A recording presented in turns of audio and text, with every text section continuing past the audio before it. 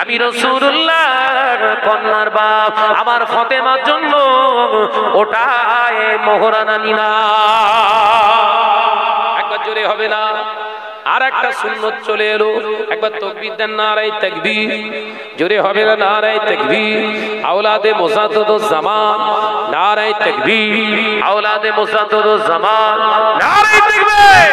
জনাব ভাইজান হুজুর কিবলা, জনাব ভাইজান হুজুর কিবলা, নারায়ে তাকবীর।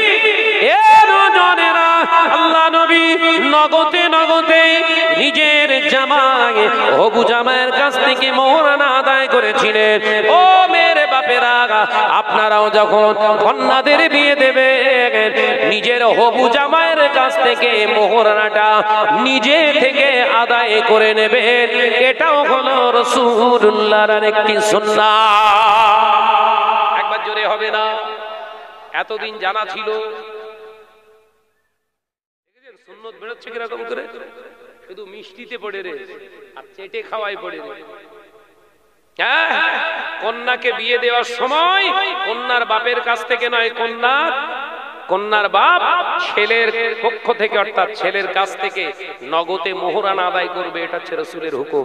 একবার জোরে বলুন, একবার জোরে হবে না? ভাইরা আমার, নজনেরা, যুবকেরা, ছেলেরা, বাচ্চারা, পর্দানিশীনা মা ও বোনেরা, আমি আপনাদের ভাই মোহাম্মদ শাহনওয়াজ বলে যায়। দ্বিতীয় নম্বর রাসূলুল্লাহ জানিয়ে দিলেন ওই পুরুষটা বিয়ে করার যোগ্যতা রাখে যে একটি মেয়ের ভরণ পোষণের দায়িত্ব নিতে পারে। ভরণ পোষণ মানে আপনার বিবিকে আপনি ভালো খাবার দেবেন শুধু নয়, শুধু ভালো পড়া দেবেন শুধু তাই নয়, ভালো ভালো গহনা দেবেন শুধু তাই নয়। আমি নবী জানিয়ে দিলাম, বিবি যদি বেনামাজিনী হয়, বিবি যদি বেপর্দানিশীনা হয়, বিবি যদি শরিয়াতের খেলাফ কাজ করেনেওয়ালি হয়, তাকে শরিয়াতের মানদণ্ডে রেখে চালনা করা।